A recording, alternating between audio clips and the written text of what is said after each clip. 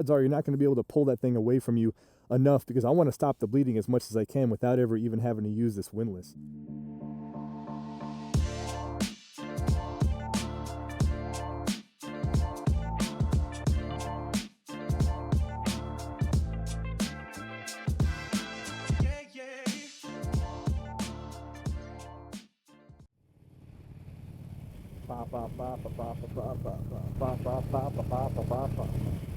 Do I have my phone in my pocket? I do.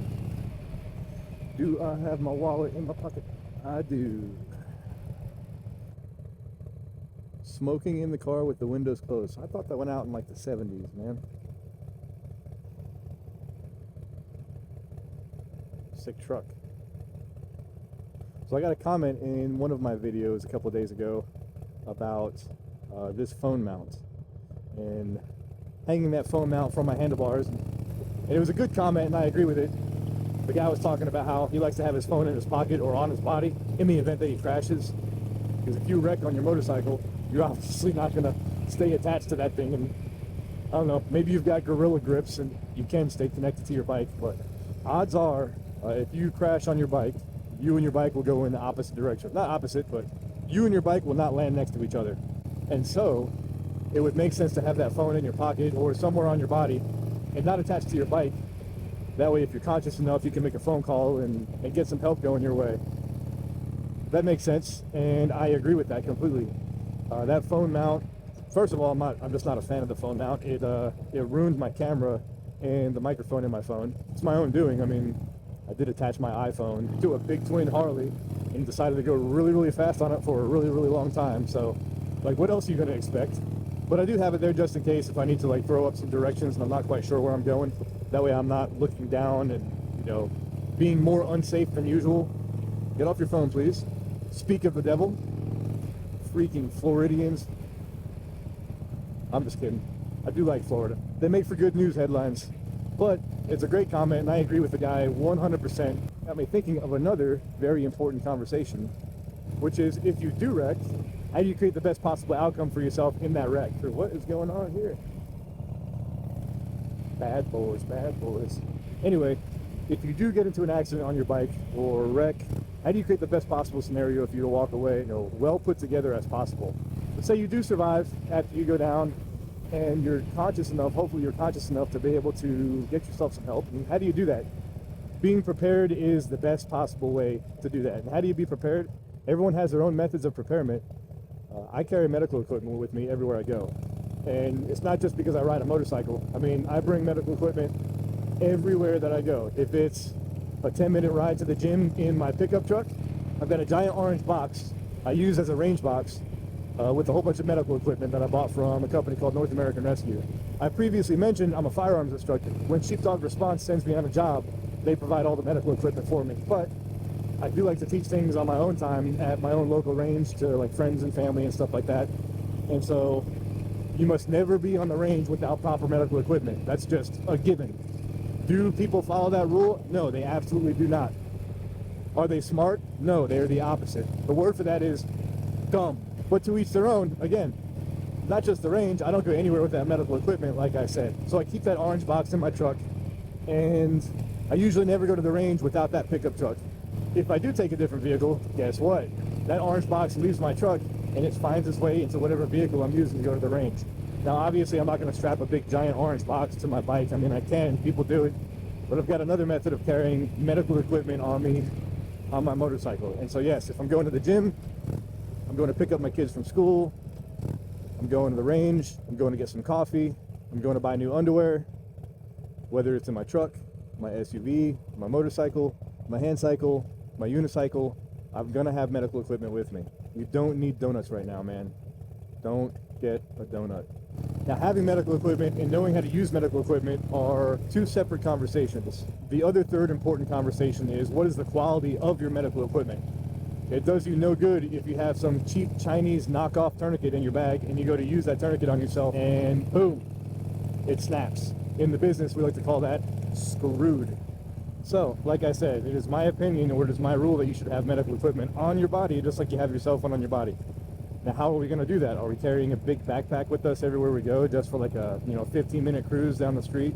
go get coffee, and we have a World War III amount of medical supplies strapped to our back. No, that's a little over the top. Then again, there might be a need for it depending on what kind of shenanigans you're into. No judgment here. What I do, and what I think is a very efficient way, is I have medical equipment attached to my bike, and then I have medical equipment on my body. The medical equipment attached to the bike is for me in the event that I can get to it, but mostly it's for other people. Guys that I ride with, moms taking their kids to school in their soccer van, and other people out here on the road. Now again, my mind thinks like that because I am trained to use the medical equipment that I carry with me. I carry one piece of equipment on my body. All you really need is that one piece of equipment. It's the minimum and it's the standard, and it's a good quality tourniquet. A tourniquet can go on your belt, it can go in your pocket, and that's because the biggest thing I want to do is I want to be able to stop massive hemorrhaging. I got hit by a vehicle, went off the road, wrecked myself, tire blows out, hit by a tree, drove into a sinkhole, lion attacked me out of nowhere, whatever it is. If I have massive hemorrhaging, I'm on the clock right away. And the clock, depending on how severe that massive hemorrhaging is, the clock can be a couple of minutes, it could be a couple of seconds, you don't know. And so I don't want to play with that and not have that tourniquet on me right away. And so the tourniquet stays in my pocket. I usually carry it in the same pocket because muscle memory. If I train a certain way over and over and over, then I don't have to think. My body goes right to whatever immediate actions I have now drilled into my head. That's why they call it drilling. You run your drills. Will there be times where you might have to switch your gear up and stuff like that? Sure, of course. I carry my medical equipment in one spot on my bike when I'm cruising around town, but I might have to rearrange my gear whenever I'm going on a long trip or an overnight trip and I have a backpack or something like that with me. I also carry a fanny pack. Fanny packs are back in. I don't know if you've heard. I've made fanny packs cool before Joe Rogan, but I think Joe Rogan takes all the credit. But I will carry a fanny pack with me, especially on longer trips, and I'll actually put that fanny pack right here so I can quickly access it. And I like to put my wallet and keys and stuff like that in there. Once I find a parking lot up here where I can throw the kickstand down, I'll get into some of my equipment and we can go over it. Oh, Mr. Sun, Mr. Golden Sun. You got it, dude. Make the turn. It's a Ford freaking Ranger. That's a Ford Ranger. So it's like a good spot. All right, let's check out some medical stuff. So first, this is how my bike is currently set up. I'll shoot a video later on at a later date talking about the bike and what all I've done to it. But let's get to the medical stuff. I like to carry the medical stuff in a couple of different areas, depending on what my route is or how long I'm going to be on the road. When I'm riding around town, this is typically where I'll carry a lot of my medical stuff. This is just, I'm not sure if it's a 511 bag or some knockoff bag that I bought years and years ago. You can store anything in here, not specifically designed for medical stuff, but it's a big open pouch. And what I like to do with my medical kits is I like to buy big pouches that I can use, and then I buy individual pieces of medical equipment that I can stuff into that bag, and I build my own kit. I did mention I'm an instructor for a training company called Sheepdog Response. We teach pistol, carbine, like basic pistol, basic rifle, combative, so jiu-jitsu, boxing, a little bit of wrestling, Muay Thai. Number one is medical. So let's dig into my bag. Right up top here this is a battle dressing. This one's from Safeguard Medical. This thing's like alien technology. It's crazy how good it works. You can use this and get tourniquet-like effects if you don't have a tourniquet, or if you need more tourniquets than you have. Then we start to get into improvising tourniquets. But this is a great piece of equipment. Right here I have chest seals. I have 2 chest seals because you need one for the front and then one for the back if you have an entrance and an exit wound. People mostly think like gunshots and stuff like that, but what if you're riding your bike and you wind up falling off of it and you get pierced by a branch or a piece of metal on the road or something crazy? You need to have the ability to seal the chest and seal the back, because from your neck down to your torso is just a giant air cavity, and you want to make sure that you don't suffocate to death, essentially. What fell on the ground here is some C-locks. So it has a hemostatic agent inside, threaded inside of the gauze, and so it's a wound packing gauze. I have to get the gauze all the way down to the source of the bleed, and then as soon as the hemostatic agent comes in contact with the blood, it will start to clot quickly and stop the bleeding. And then once you do that, you can throw on your battle dressing, and there you go.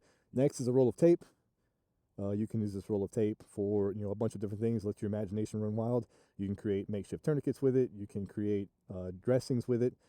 You can tape your legs to your body in case your legs are falling off. Last but not least is my tourniquet.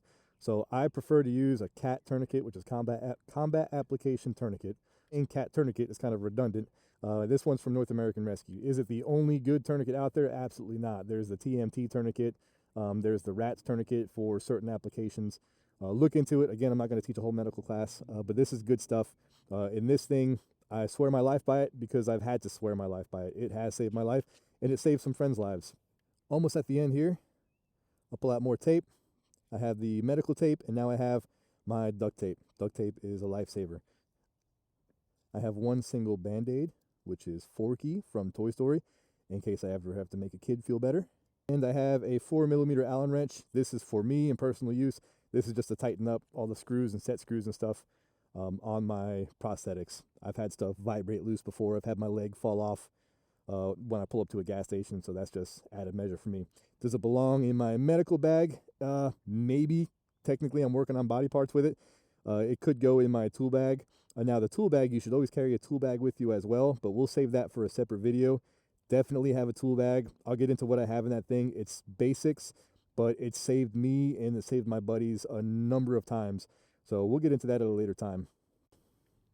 Oh, hello there. So with the tourniquet, again, it's just a quick down and dirty.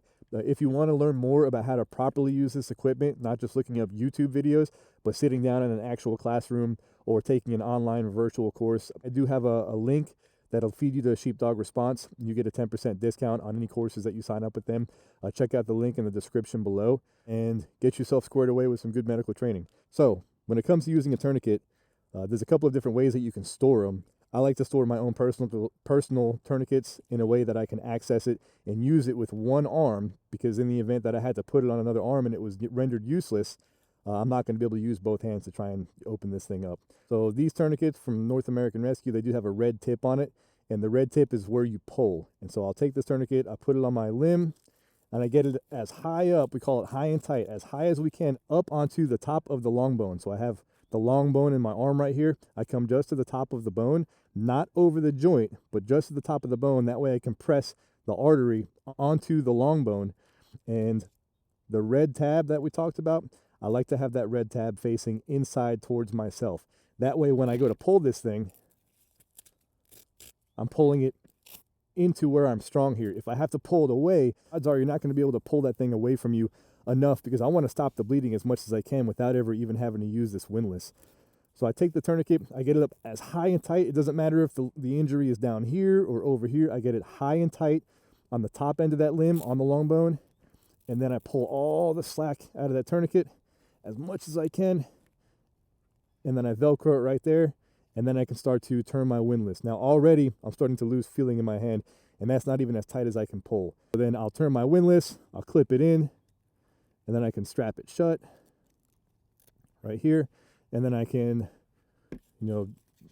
secure the tail however I want to make sure that it doesn't come undone if I'm being transported or moving somewhere else. It's a quick, 30-second down and dirty on how to use a tourniquet. There's a lot more that goes into it. Again, don't just watch a YouTube video. Even with my training and what I teach, don't rely on just a couple of seconds of a YouTube video to go out there and save your life or save someone else's life. If you should carry medical equipment with you, if you're doing dangerous things, whether it's riding motorcycles, climbing a tree stand, taking your children to school or to church, that can be dangerous, right?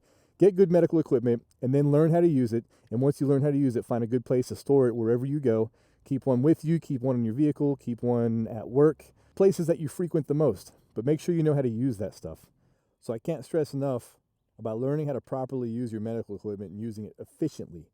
Medical equipment has saved my life. I mean, like I said, I didn't lose my legs in a motorcycle wreck or a car wreck, but you always have that thought in your head, nah, it's not going to be me. It's not going to be me. And then you find out that sometimes it is you, and it's you catastrophically. So we have a phrase in the military. It's called self-aid, buddy aid, corpsman aid. The first responder to an incident where I'm injured is going to be myself. I want to have the proper knowledge to be able to help myself first before a buddy can come over and start to give me a hand. And then after that, if we're so fortunate, we get ourselves onto a medical provider or a medical professional. We're not medical professionals, but we can do the best we can with what we've got. And with all the resources that are out there, it would make sense to go out there and find some good training. Do you have to pay for it? Sure, you do have to pay for it. But my life and your life is worth paying a couple of bucks for. So that's the down and dirty on my medical speech. It's pretty simple. Get good equipment, learn how to use it, carry it with you wherever you go. If you're more curious about my leg situation and how I ride this bike with no legs, or how it came to be that I have no legs, you can find those videos at the top of the screen, and I'll also link them in the description below. And if you have a story or an experience to share about having to use medical equipment or an accident or something on the bike, share it in the comments below. I also want to give a thanks and a shout out to all you guys who've been watching the videos since I've been posting them and commenting. It's been great to see the channel start to grow a little bit. Wasn't sure what to expect when I started throwing some of my stories out there, but it's been really cool and really rewarding so far. With that said, as always, I appreciate you guys watching. If you guys like what you saw, hit that subscribe button. Give this video a thumbs up to get the gospel of safety out there. In the meantime, you guys ride safe, and I'll catch you on the next one.